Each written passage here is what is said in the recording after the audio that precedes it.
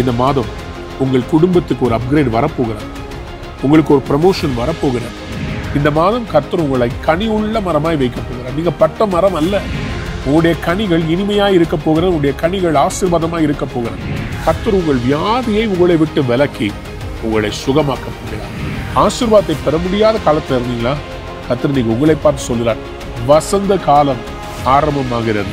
உங்களுடைய லைஃப்ல செத்து கிடக்கிற எல்லாவற்றையும் அவர் உயிர்ப்பிக்க போகிறார். நான் இந்த மாதம் என் பிள்ளைகளை மறுபடி துளிர்க்க செய்ய போகிறேன்.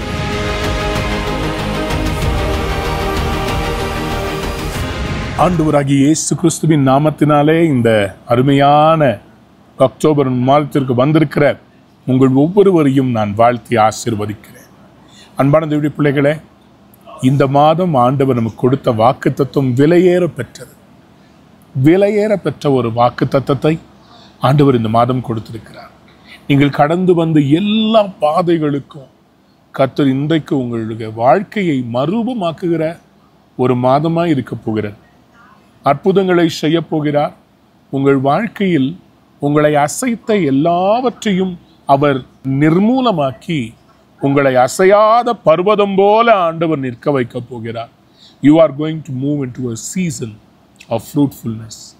கனி கொடுக்கிற ஒரு அருமையான மாதமாக கர்த்தர் உங்களை வைக்க போகிறார். அன்பான தேவனுடைய பிள்ளைகளே, இந்த மாதம் கர்த்தர் நமக்கு கொடுத்திருக்கிற வாக்குத்தத்தம் மீகா தீர்க்கதரிசியின் புஸ்தகம் 4ஆம் அதிகாரம் 4ஆம் வசனம். மைக்கா chapter 4 and verse 4.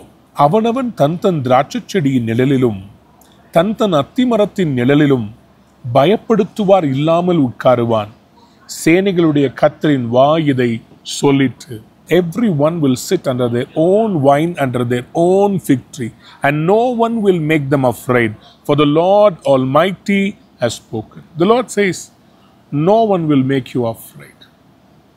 ஆண்டவர் கொடுக்கிற ஒரு வாக்குத்தத்தம், உன்னை யாரும் பயப்படுத்துவார் இல்லாமல் நான் உன்னை சில அற்புதமான இடங்களில் உட்கார வைக்கப் போகிறேன். I'm going to make you sit under the fig tree, under the vine. எனக்கு அன்பான தேவனுடைய பிள்ளைகளே, ஆண்டவர் ஆழ்தத்துவத்தினுடைய அருமையான அடையாளங்களை ஓமையங்களாக வேதத்தில் வைத்திருக்கிறார்.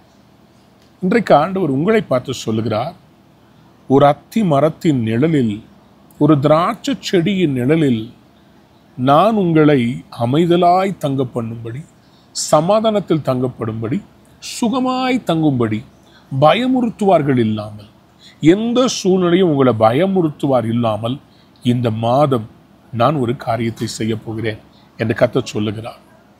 உங்களுடைய வாழ்க்கையிலே பலவிதமான பயங்கள் உங்களை ஆட்டி படைக்கிறது அல்லவா? இரவிலே தூங்க முடியாமல் வேதனைப்படுகிறீர்கள் அல்லவா? இந்த நாள் விடிந்தால் நான் என்ன செய்வேன்? என் குடும்பத்தின் எதிர்காலம் என்னவாகும்? என்னுடைய எதிர்காலமே கேள்விக்குறியா இருக்கிறது. நான் இந்த வேலையில இருப்பேனா இல்லையான்னு தெரியல.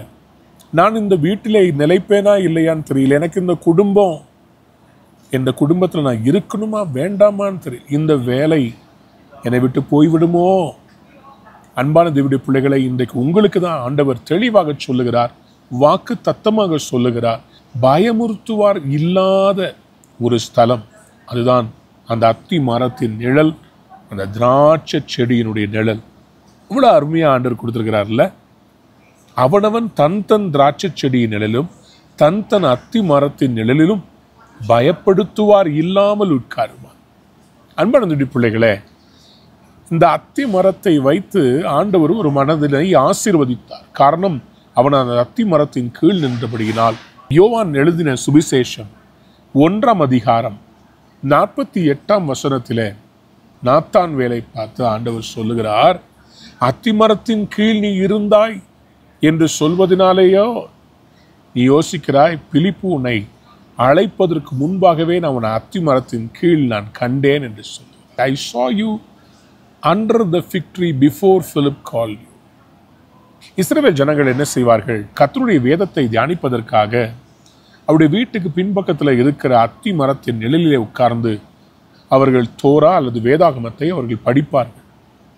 கர்த்தருடைய வார்த்தையை அத்தி மரத்தின் கீழ் நின்று அவர்கள் படிப்பதற்கு காரணம், கர்த்தருடைய வசனம் இப்படியாக சொல்கிறது, அவனவன் தன் தன் அத்தி மரத்து நிழலிலும் திராட்சை செடியின் நிழலிலும் சுகமாய் தங்குவான்.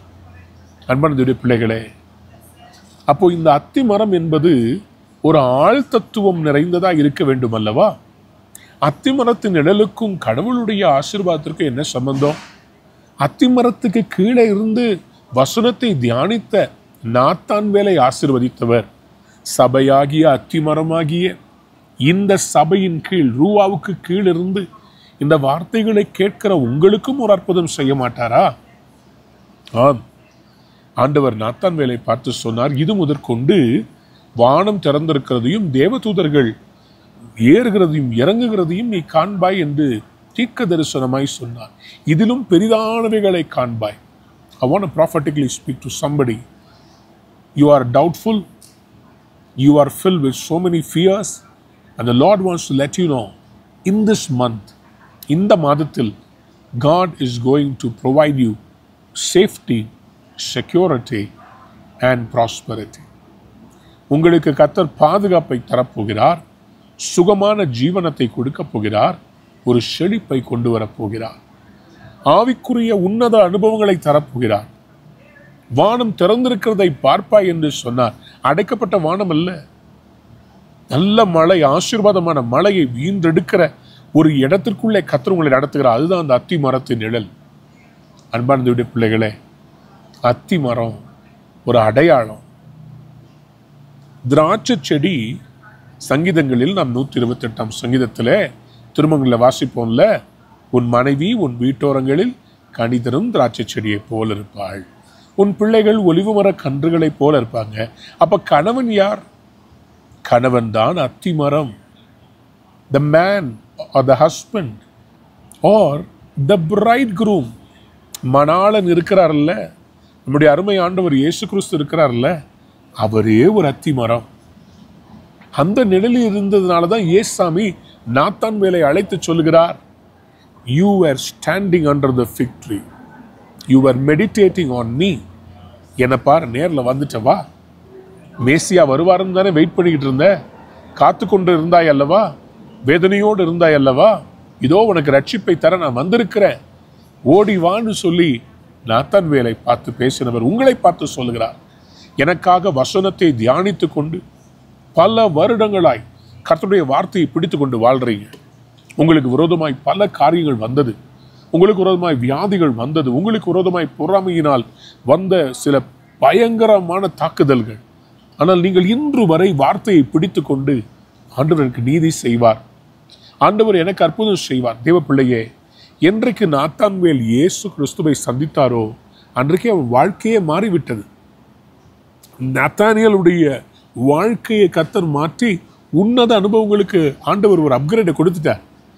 இன்றைக்கு நானும் தீர்க்க தரிசனமாய் சொல்லுகிறேன், இந்த மாதம் உங்கள் குடும்பத்துக்கு ஒரு அப்கிரேட் வரப்போகிறது, உங்களுக்கு ஒரு ப்ரமோஷன் வரப்போகிறது, ஒரு ஆவிக்குரிய ஒரு உயர்வு வரப்போகிறது, ஒரு பூமிக்குரிய உயர்வும் வரப்போகிறது.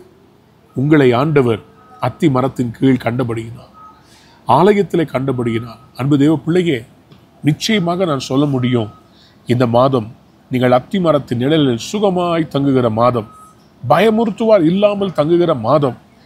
தேவ பிள்ளைகளே, இந்த அத்தி மரத்தில் இயேசு கிறிஸ்துவினுடைய நிழலில் இருக்கும்போது நமக்கு என்ன கிடைக்கிறது? நம்முடைய மனவாளனாம் இயேசு கிறிஸ்து அத்திமரமாய் நமக்கு என்ன கொடுக்கிறார்? முதலாவதாக அதே மீகா 4:4 சொல்கிறது, everyone will sit under their own vine, under their own fig tree, and no one will make them afraid. அவனவன் தன் தன். தேவ பிள்ளையே, ரட்சிப்பு என்பது கூட்டு முயற்சி அல்ல, ரட்சிப்பு என்பது தனிப்பட்ட ஒரு மனிதனுடைய பிரதிஷ்டை. நீங்கள் அந்த அத்திமரத்தின் கீழ் வந்து விட்டீர்களா? ஆண்டவராகிய இயேசுவை உங்கள் சொந்த இரட்சகராக ஏற்றுக்கொண்டீர்களா? அப்படியானால் அத்தி மரத்துக்கு கீழே வந்துட்டீங்க. உன்னதமானவருடைய மறைவில் இருக்கிறவன் சர்வ வல்லவருடைய நிழலில் தங்குவான் என்று சங்கீதம் 91:1 நாம் வாசிக்கிறோம் அல்லவா? உன்னதமானவருடைய மறைவு, அதுதான் அத்தி மரத்தின் நிழல். அந்த நிழலுக்கு கீழே கர்த்தர் நம்மை பாதுகாக்கிறவராக இருக்கிறார். முதலாவது இந்த அத்திமரம் நமக்கு கொடுக்கிறது பாதுகாப்பு. பயமுறுத்துவார் இல்லாமல் சுகமாய் தங்குகிற ஒரு பாதுகாப்பு. The fig tree, our bridegroom Jesus Christ. Under his shadow when you come, there is security. எழுதி வைத்துக் கொள்ளுங்கள். கர்த்தர் இந்த மாதத்திலிருந்து உங்களுக்கு ஒரு பெரிய பாதுகாப்பை தரப்போறார். 1 Kings chapter 4 verse 25. 1 ராஜாக்கள் 4ஆம் அதிகாரம் 25ஆம் வசனம் சொல்கிறது, and Judah and Israel dwell safely, every man under his vine, under his fig tree, from Dan even to Beersheba, all the days of Solomon. சாலமோனுடைய நாட்கள் எல்லாம் யூதாவும் இஸ்ரேலும் சுகமாய் அவனவன் தன் தன் திராட்சை செடியின் நிழலிலும் தன் தன் அத்திமரத்தின் நிழலிலும் தான் முதல் பெயர்சபா வரையிலும் அவங்க எப்படி இருந்தாங்களா? dwell safely. அவர்கள் பத்திரமாய் சுகமாய் பாதுகாவலாய் தங்கினார்கள். இந்த மாதம் கர்த்தர் வாதை உன் கூடாரத்தை அணுக விடமாட்டார். பொல்லாப்பு உங்களை நெருங்க விடமாட்டார். உங்களுக்கு விரோதமாய் ஏவப்பட்ட சகல அக்கினி ஆஸ்திரங்களை கர்த்தர் அழித்து போட போகிறார். உங்களுடைய எல்லையை அத்திமரமாம் இயேசு பாதுகாக்கிறவராக இருக்கிறார். அன்பார்ந்த பிள்ளைகளை, ஃப்ரீடமை செய்ய ஆரம்பித்த போது பலவிதமான யுத்தங்கள் நடக்கிறதை நாங்கள் பார்த்திருக்கிறோம். அப்படி ஒரு முறை நாங்கள் இந்த ஃப்ரீடம்க்கு ஆயத்தமாகி அந்த மீட்டிங் நடந்து கொண்டிருக்கும் போது ஒரு பெண் ஒருவள், சபையில் இருந்த ஒரு பெண், அவளுக்கு திடீரென்று ஒரு அசுத்தாவி பிடித்த அலை கழித்தது. அந்த அசுத்தாவி என்னுடைய நேரத்தை இழுக்க ட்ரை பண்ணது. நாங்கள் நம்ம இதெல்லாம் இல்லை, அதை கட்டி ஜோம் பண்ணி மேற்கொண்டு போயிட்டே இருந்தோம். இந்த கூட்டங்களெல்லாம் முடித்து விட்டு கிரவுண்டில் இருந்து எல்லா பொருளையும் என்னுடைய ஆஃபீஸில் கொண்டு வந்து வைக்கிறாங்க. திடீர்னு நைட்டு எனக்கு ஃபோனு, அண்ணே அந்த பெண்ணுக்காக ஜெபிச்சிங்களே, அந்த பெண்ணு கிணத்துல குதிக்கிறேன்னு பிரச்சனை பண்ணிக்கிட்டு இருக்கிறா, அவளுக்காக ஜெபம் பண்ணு. சரி என்று ஜெபித்தோம். அடுத்த நாள் வர்றேன், அந்த பெண்ணை ஒரு பெரிய பயங்கரமான பார்வை பார்த்துட்டு அவளுக்குள்ள இருக்கிற அசுத்தாவி சொன்னது, ஏய் நான் ஒரு மந்திரவாதி, உனக்கு விரோதமாக எவ்வளவோ மந்திர காரியங்களை அனுப்பினேன். உன்னுடைய அந்த கைப்பிரதியை கொடுத்தாய் அல்லவா, அந்த கைப்பிரதியை எடுத்து வைத்து உனக்கு விரோதமாய் இந்த காரியங்களை எல்லாம் நான் செய்தேன். ஆனால் உன்னை ஒன்றுமே செய்ய முடியவில்லையே. அன்பார்ந்த பிள்ளைகளே, நீங்கள் அத்தி மரத்தின் நிழலிலே தங்குவீர்களானால் அங்கே பாதுகாப்பாய் சுகமாய் தங்குவீர்கள். உங்களுக்கு விரோதமாய் உருவாக்கப்படும் எந்த ஆயுதமும் வாய்க்காதே போய்விடும். ஆண்டவர் உங்களுக்கு அத்தி மரத்தின் கீழே உங்களை பாதுகாக்க காத்து கொண்டிருக்கிறார். யோவேல் 2ஆம் அதிகாரம் 22ஆம் வசனத்தில், do not be afraid, ye beasts of the field, for the pastures of the wilderness do spring, for the tree beareth fruit, the fig tree and the vine do yield their strength. அன்பார்ந்த பிள்ளைகளே, இரண்டாவது காரியம் வேதம் சொல்லுகிறது, அத்திமரம் உங்களுக்கு கனி கொடுக்கும். அத்திமரம் உங்களுக்கு கனி கொடுக்கும். வனாந்திரத்தில் இருக்கிற இந்த மிருகங்களை கூட காத்து ஆண்டவர் சொல்றாரு, அத்திமரம் சீக்கிரமா துளிர் விட்டுரும்பா, கவலைப்படாதீங்க, உங்களுக்கு பழம் கிடைக்கும். அத்திமரம் சீக்கிரமா கனி கொடுக்க போகிறது. அன்பார்ந்த பிள்ளைகளே, இந்த யோவேல் 2ஆம் அதிகாரம் 22ஆம் வசனத்தை வாசித்து பார்க்கும்போது ஒரு காரியம் புரிகிறது. கர்த்தர் ஏற்ற வேளையில அத்தி மரத்தை கனி கொடுக்க வைக்கிறவர். உங்க வாழ்க்கையில கூட ஏற்ற வேளையில கனி கொடுக்க வைக்க போகிறார். நீங்கள் வனாந்திரத்தில் இருக்கிற அத்தி மரமா இருந்தாலும் சரி, அல்லது ஒரு பெரிய தோட்டத்துக்குள்ள இருக்கிறவங்களா இருந்தாலும் சரி, கர்த்தர் உங்களை விசாரிக்கிறவரானபடியினால் அக்டோபர் மாதத்தில் நீங்கள் கனி கொடுக்க போறீங்க. ஏனென்றால் வேதம் சொல்கிறது, யோவான் 15:8 பிதா இதன் மூலமாய் மகிமைப்படுவார். எதுல? நீங்கள் மிகுதியான கனிகளை கொடுப்பதினால் பிதா மகிமைப்படுவாராம். நீங்கள் எனக்கு சீஷராகவும் இருப்பீர்கள். மிகுதியான கனிகளை கொடுக்கிற ஒரு வாழ்க்கை, a productive, a fruitful life. இந்த மாதம் கர்த்தர் உங்களை கனி உள்ள மரமாய் வைக்க போகிறார். நீங்க பட்ட மரம் அல்ல, கனி உள்ள மரமாய் மாற போறீங்க. உங்களை கனி உள்ள மரமாய் கர்த்தர் மாற்றுவார். பல வருடங்களுக்கு முன்பாக 1999ஆம் வருடம் நான் ஊழியத்தில் காலடி எடுத்து வைத்த போது என்னுடைய வாழ்க்கையில பல தேவைகள் இருந்தது, நெருக்கங்கள் இருந்தது. நல்ல ஒரு ஊழியத்திலே ஆண்டவர் என்னை பயிற்றுவிக்கிறார். ஆனால் அந்த பயிற்றுவிப்பின் போது அதிகமாக சலுகைகளை எதிர்பார்க்க முடியாது. நானும் கேட்கவில்லை. என்னை வழிநடத்தின அன்பு ஆவிக்குரிய தகப்பன் சாம் ஜபதுரை அவர்கள் என்னை பார்த்து சொன்னார், இந்த பாதையில் நீ நடந்து வெற்றி பெற்றால் சிறந்த ஊழியக்காரனாய் கர்த்தர் உலகளாவிய ஒரு ஊழியத்தை உனக்கு தரும். God will give you a worldwide ministry if you do this test properly. ஆகவே அந்த நெருக்கத்தில் ஒரு காரியத்தை நான் கற்றுக்கொண்டேன். எவ்வளவு பிரச்சனை வந்தாலும் கர்த்தரை துதிக்கிறத நான் நிறுத்தவே இல்லை.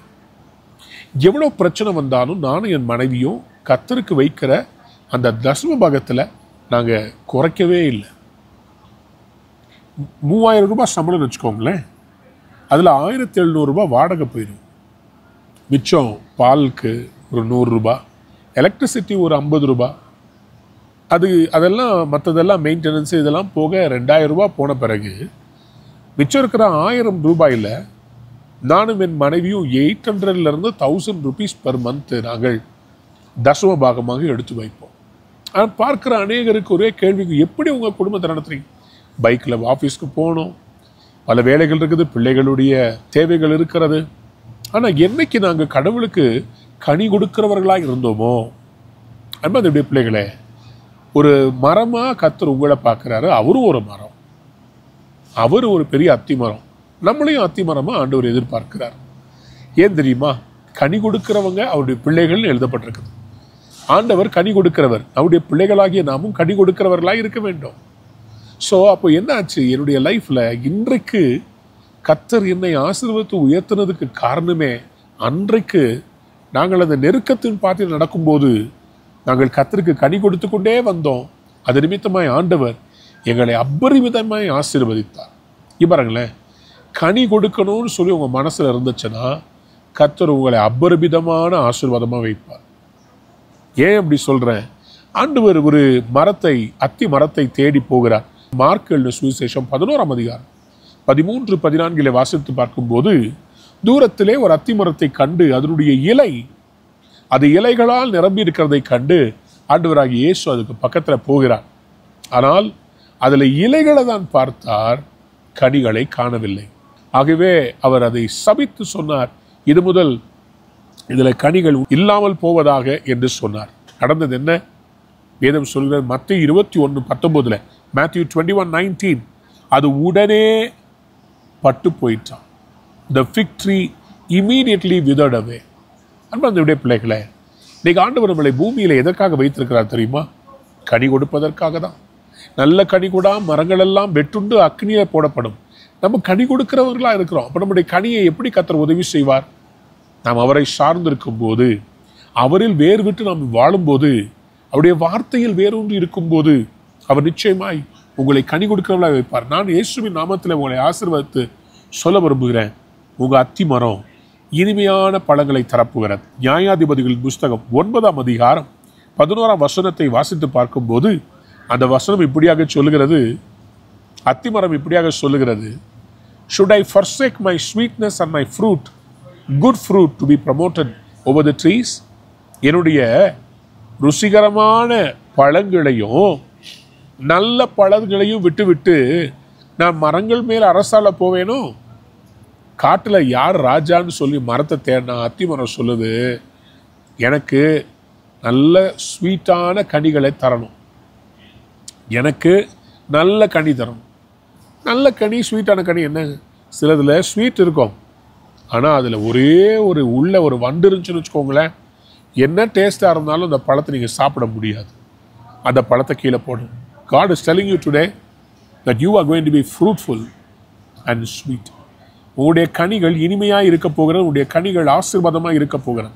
மூன்றாவதாக ஆண்டவருடைய வேதம் சொல்கிறது, இந்த அத்திமரம் உங்களை சுகமாக்க போகிறது.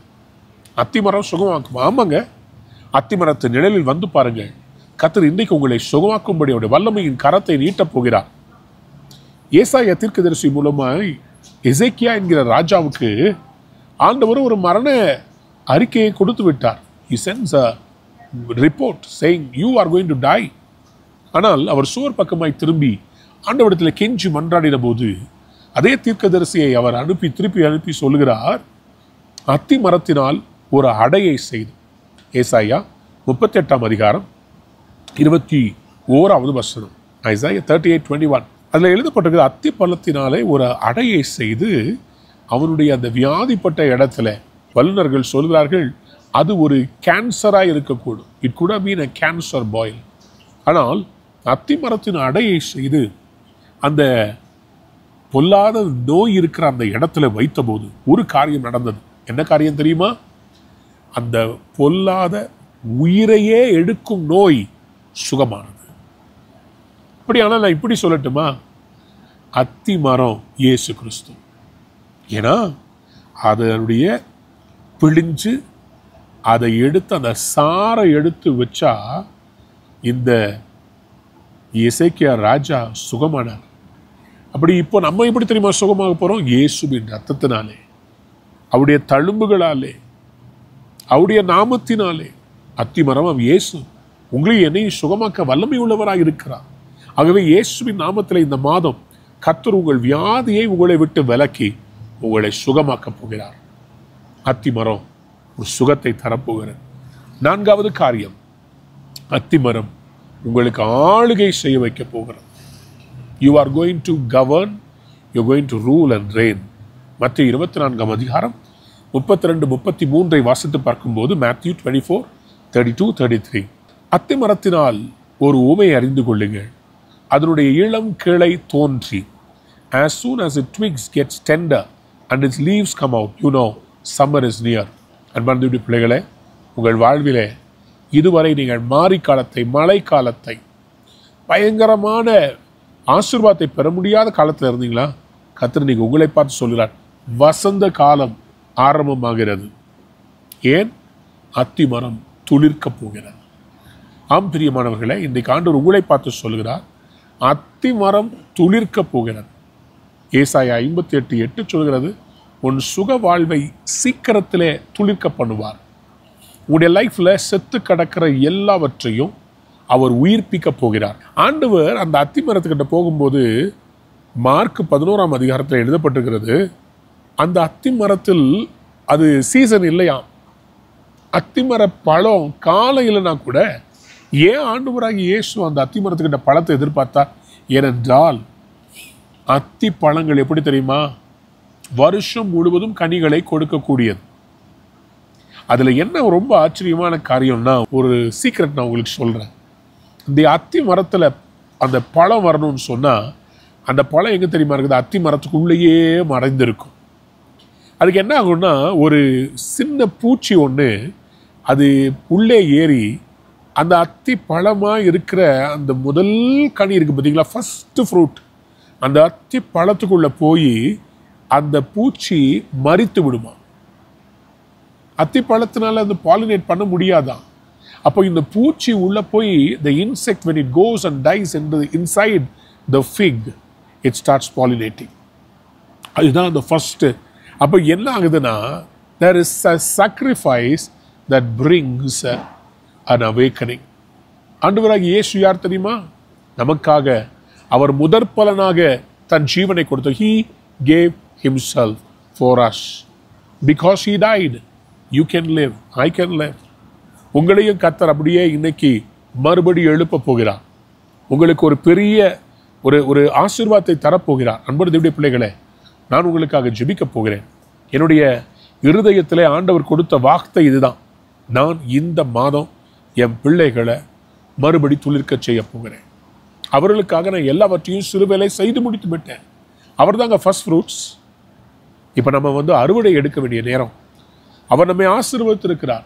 அவரோட கூட மரித்தோமானால் அவரோட கூட ஆளுகை செய்வோம். இஸ்ரவேல் தேசம் எப்படி தெரியுமா வந்துச்சு? அதுக்கு ஓமையாக தான் இந்த வசனத்தை ஆண்டவர் சொன்னார். நீங்கள் அத்தி மரத்தை துளிர் விடுகிறதை காணும் போது கர்த்தருடைய வருகை சமீபமாயிற்று என்பதை அறிந்து கொள்ளுங்கள். அவர் வருகை சமீபமாயிற்று. இயேசு சீக்கிரம் வரப்போகிறார். அதுக்கு முன்பாக உங்களை என்னையும் கனி கொடுக்க சொல்லுகிறார். அவருடைய ரட்சிப்புக்கேற்ற கனிகளை தர வேண்டும், ஆசீர்வாத கனிகளை தர வேண்டும். அவர் வருகையிலே நாம் எடுத்துக்கொள்ளப்பட வேண்டும். Are you ready? ஆண்டவர் இன்னைக்கு உங்களை பார்த்து சொல்கிறார், நான் உனக்கு ஆளுகையை தரப்போறேன். 1948ஆம் வருஷம் இஸ்ரவேல் தேசத்தை ஐக்கிய நாடுகள் எல்லாம் ஒன்றாய் இணைந்து ஒரு தேசமாய் பிரகடனப்படுத்தினது. அதுதான் அத்திமரம் துளிர்விட்ட நாள். அதிலிருந்து டைமர் ஆன் ஆயிடுச்சு. ஆண்டவராக இயேசு மேசியாவாய் எப்போது வேண்டுமானாலும் வரலாம். ஆனால் அதுக்கு முன்னாடி அத்திமரமாகிய உங்களையும் இன்றைக்கு ஆண்டவர் பரலோக தரிசனங்களை, ஆசீர்வாதங்களை கொடுத்து உங்களை உயர்த்த போகிறார். நீங்கள் பெற்றுக்கொள்ள ஆயத்தமாக இருக்கிறீங்களா? I want to bless you. இந்த மாதம் உங்களுக்கு ஆசீர்வாதமான மாதமாக இருக்க போகிறது. இந்த மாதம் நீங்கள் கனி கொடுக்க போறீங்க. உங்களுக்கு நல்ல கர்த்தர் ஃபர்ஸ்ட் பாதுகாப்பை தருவார். இரண்டாவது, ஆண்டவர் நல்ல கனிகளை கொடுக்கும்படி, மிகுதியான கனிகளை கொடுக்கும்படி அவர் செய்ய போகிறார். மூன்றாவது, அத்திமரம் உங்களுக்கு சுகத்தை கொடுக்க போகிறது. நான்காவது, அத்திமரம் உங்களுக்கு ஆளுகையை தரப்போகிறது. அத்திமரம் உங்களுக்காக ஆண்டவராகிய இயேசு கிறிஸ்துவாய் உங்களுக்காக காத்து கொண்டிருக்கிறார். அன்பார்ந்தவருடைய பிள்ளைகளே, நீங்கள் பெற்றுக்கொள்ள ஆயத்தமாக இருக்க உங்களுக்காக நான் ஜெபிக்கட்டுமா? Thank you Lord. இருக்கிற இடங்கள் அப்படி எழுப்பி நில்லுங்க. வலது கரத்தை உயர்த்தி ஆண்டவர்கிட்ட கேளுங்க. ஆண்டவரே, என்னை ஆசீர்வதிங்கப்பா, என்னை ஆசீர்வதி. மீகா 4ஆம் அதிகாரம் 4ஆம் வசனத்திலே சொல்லப்பட்ட அந்த வாக்குத்தத்த வசனம், அவனவன் தன் தன் திராட்சை செடியின் நிழலிலும் தன் தன் அத்தி மரத்தின் நிழலிலும் பயமுறுத்துவார் இல்லாமல் சுகமாய் தங்குவான், சுகமாய் தங்குவான். என் அன்பு சகோதரியை நீ சுகமாய் தங்குவாய். என் அன்பு சகோதரனை நீ சுகமாய் தங்குவாய். என் அன்பு குடும்பத்தாரை நீங்கள் சுகமாய் தங்குவீர்கள். உடைய வியாபாரம் சுகமாய் இருக்கும். உடைய வியாபாரத்துக்கு கர்த்தர் ஒரு வர்த்திப்பை தரப்போகிறார். There is going to be a multiplication. மிகுதியான கனிகளை தரப்போகிறார். அநேகர் அதை கண்டு ஆச்சரியப்பட போகிறார். Lord, in the name of Jesus, I bless your children. இன்றைக்கு அவருடைய வாழ்க்கையில தேவன் ஒரு பெரிய மகத்துவமான துருப்பு முனையை தருகிறதுக்காக சொல்றது. இப்பொழுது வியாதிகள் மறைவதாக. ஒரு வியாதி உன்னை வாட்டி வதைக்கிறது. வலது கரத்திலே அந்த பொல்லாத கட்டி இயேசுவின் நாமத்திலே மறைவதாக. தோள்பட்டைக்கு அருகாமையில இருக்கிற அந்த பொல்லாத கேன்சர் இயேசுவின் நாமத்திலே வெளியேறுவதாக. ஆண்டவரே, மூளை பகுதியில் இருக்க அந்த டியூமர் டிஸப்பியர் ஆவதாக. Lord, in the name of Jesus, let there be a supernatural miracle, Lord. Let your children be healed right now. Father, we praise you. அப்பா, உம்மால செய்யக்கூடாத ஒரு காரியம் இல்லை. Everything is possible. I thank you because your children have come under the shadow of the fig tree. They are standing under your shade, Lord. இன்றைக்கு உங்களுடைய அந்த நிழலுக்கு கீழே வந்துட்டாங்கப்பா. அவர்களை அற்புதம் செய்யுங்க. ஆண்டவரே, கர்த்தர் அவர்களுக்கு நல்ல ஒரு செழிப்பை தரப்போறீங்க. பருவம் இல்லைன்னா கூட கனி கொடுக்க வைப்பீங்க. மற்றவர்களுக்கெல்லாம் சீசன் தேவை, எங்களுக்கு இயேசு தேவை. For others they need seasons. For us we need just you, Lord. நீர் இருந்தால் போதும், நாங்கள் கனி கொடுக்கிறவர்களா இருப்போம். கர்த்தர் அப்படி செய்கிறதுக்காக ஸ்தோத்திரம். உடைய பிள்ளைகளை மனதார ஆசீர்வதிக்கிறேன். இந்த அக்டோபர் மாதம் உடைய பிள்ளைகள் மிகுதியாய் கனி கொடுப்பார்கள். ஆசீர்வதியும் பலப்படுத்தும் இயேசு கிறிஸ்துவின் நாமத்தில் ஜெபம் கேளும் பிதாவே. ஆமென், ஆமென், ஆமென். இந்த மாதம் கர்த்தர் உங்களை பார்த்து சொல்கிறார், அத்தி மரத்தின் நிழலில் சுகமாய், சௌக்கியமாய், செழிப்பாய், மிகுதியான கனிகளோடு ஆளுகை செய்ய போறீங்க. கர்த்தர் உங்களை ஆசீர்வதிப்பாராக. May the Lord bless you abundantly. Have a blessed October month. Amen, amen. அன்பான நேயர்களே, இந்நிகழ்ச்சியில் கொடுக்கப்பட்ட வாக்குத்தத்தங்களும் தீர்க்க தரிசன வார்த்தைகளும் உங்களுக்கு ஆசீர்வாதமாய் இருந்திருக்கும் என்று நாங்கள் நம்புகிறோம்.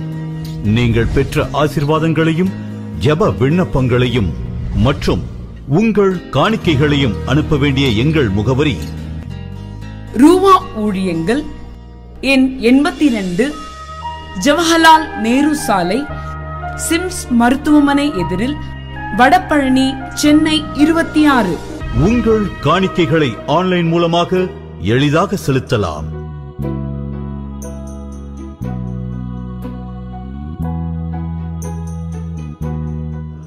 எங்கள் இணையதள முகவரி www.ruhaministries.org.